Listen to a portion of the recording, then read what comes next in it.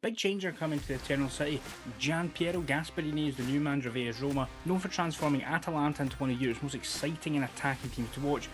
He brings with him a bold, high-energy philosophy that could reshape Roma's identity on the pitch. We're expecting to see fluid back three systems with aggressive man-marking, high pressing and fast transitions. Gasperini loves to overload the flanks and create chaos in that final third, demanding constant movement and tactical intelligence from his players. It is high risk, but it's high reward. It'll be fascinating to see how it translates to a club with Roma's ambitions and pressure. So buckle up, Giallorossi fans. This could be a thrilling ride. I'm going to show you exactly how, in Football Manager 2024, Gasperini's tactics can transform Roma.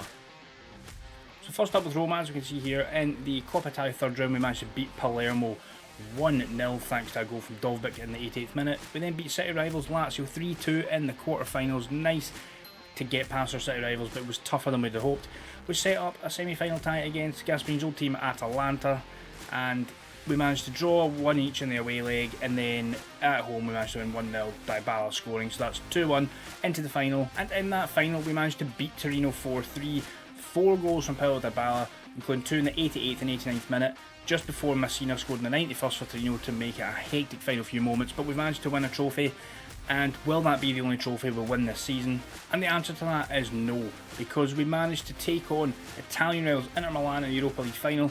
They went ahead through Mkhitaryan early doors in the 12th minute, which meant it was backs against the wall for us. But Angelino, just after the half time, swings the ball in, Matt Hummels at the near post, puts that back in, we're back in the game straight away. And then in the 60th minute, Selic to Kone. Kone again holds the ball well, crosses it in, and who's it that scores? It's Dovbyk. Dovbyk at the far post with the header. We have won 2-1 in Dublin in the Europa League final, so that has us clinched a double with Roma with the Gasperini tactic so far. And it did not end there, because we had to play a playoff against AC Milan. We finished joint on points, so we had to play that playoff game. We drew the first leg in Rome 0-0, but then in the 91st minute, in the second leg at the San Siro, Matthias Sully puts Roma ahead and lifts the Serie A trophy. So Matthias Sully has put his name in Roma folklore, managing to beat Milan in that playoff to win the league. 92 points, 29 wins, 5 draws, 4 losses, goal difference of 58. As you can see, Dovbyk is the top goal scorer here, Golini in goals with the most clean sheets with 16. Some of the other high performance stats we've got, if we take a look at most goals, we're sitting there second with 95. Milan getting 101 themselves, absolutely brilliant for them. Fewest conceded, we're sitting second with 36 behind Milan. So I say this in other tactical recreations I do. Normally if we finish first in goals and the least conceded, I get really annoyed if we don't win the league. It's worked in our favour this time, and Milan are the ones to suffer that, unfortunately. Player overview, take a look. Again, Dovbyk, 24 goals. Joint top scorer with Tammy Abraham, however, less starts mean he clinches the golden boot. Most assists, we've got Pellegrini up here with 16, Dybala with 10, and Selic with 9 as well. In terms of the most shots, we've got Dovbyk, Dybala and Paredes up in the main numbers. Most man of the matches, Angelino's got 5. Best pass completion, again, it's always goalkeepers. Golini's there on 6. Most key passes, we have Dybala with 82 and Angelino with 78. Most tackles 1, I wasn't expecting anybody there, or dribbles. But fewest conceded, we can see Golini conceded 36 goals, so 0.9 per game he conceded. So other than Mike Mannion, he was the best on this list. And that's how we've done it. We've won a treble with Roma with the Gasperini tactic. If we just take a look at the data hub, we'll see we scored 2.38 goals per game, conceded 0.9. So not massively insane numbers, but this system just works. And some of the key players in this system, if we take a look, are Dovbyk, 35 goals, 3 assists for him. Absolutely brilliant for the Ukrainian in his first season in Rome. As well, Paulo Dybala, 26 goals, 18 assists, absolutely amazing for him.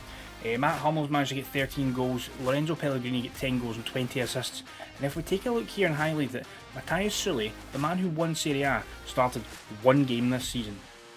He started 1 game, it wasn't even the playoff game, and he's put himself in Roma folklore. 1 start, 6 appearances, 4 goals, and probably the most important goal of Roma's recent history in lifting that league title. But again, treble won with Gasperini's tactical ready for Roma. I'll now go and I'll show you quickly how it's done with PSG over in France, and also how it's done in the lower leagues of England. And with PSG, it's another treble. If we take a look, we won the Trophy de Champion, managed to beat Monaco 2-1 in that final. In the Champions League, as we can see, we beat Real Madrid 3-1. Goals from Pacho, Vitinha and Hakimi, so not your usual 3 goal scorers, but it doesn't matter, we've won the final in Munich there. And if we take a look in the Ligue 1, we have went on and won that quite convincingly. 29 wins, 4 draws, 1 loss, 74 goal difference, 191 points. Some of the key stats, as always, 96 goals scored, just the 22 conceded, so absolutely amazing here. Few shots against, most shots for, most clean sheets at 20. We're expected to dominate this league and we've done so. Ousmane Dembele top scorer, only with 18, which is a bit surprising. Carlos Soler with 12 goals as well. Most assists we've got Nuno Mendes with 14 and Asensio with 12. Most clean sheets, as we'd expect, Donnarumma with 15, but also the Monaco goalkeeper Cohen also with the 15. In terms of the data hub, we scored 2.82 goals per game and conceded 0.65, so again, phenomenal season there. Taking a look at some of the key players that we've had around, obviously Dybala 28 goals in all competitions, Carlos Soler 17 goals, Kolo Muani with 14 as well. In terms of the assists, we've got Hakimi 15, Asensio 15, Nuno Mendes with 16, Warren Zaire-Emery had a good season, 5 goals, 13 assists for him as well, but goals and assists very well spread throughout the squad, which will be why we've not got anybody in the high goal scoring numbers, but we've managed to win a treble. So next, we'll go to the lower leagues of England and see exactly how Fleetwood have managed to get on. So over in England, we will ignore the 3 cups. Knocked out in the Northern third round by Wigan of the Bristol Street Motors Trophy, second round of both the FA Cup and Carabao Cup to Exeter and Barnsley respectively. But in Sky Bet League 2, we have finished second, we have been promoted, and if we take a look, we won 26, drew 12, lost 8 to finish on 90 points. 16 behind Crawley Town, so a wee bit away, but we've managed to do the business and get promoted. Most goals were not actually up here. Fewest conceded, we have the second best defence with just the 38 conceded. Only 20 clean sheets as well. I'm saying only 20 clean sheets is quite good for low league football. In terms of players, most goals, we've got nobody up in these numbers. Most assists, nobody here. In terms of shots, nobody here. Nobody in the player of the matches. Most key passes, we've got Mark Helm with 105, which is good. Clean sheets, Jay Lynch up there with 17 clean sheets across the season, and he only conceded the 38 goals in his 43 games. So that means in the data hub we scored 1.48 goals per game, slightly outperforming our expected goals, and we've conceded just a 0.83. So that's all 3 teams have massively outperformed themselves. And if we take a look at the squad, again, not expecting to see big numbers. As you see, Finlay Cross there, 11 goals, top scorer. Then you get Mark Hill with 9.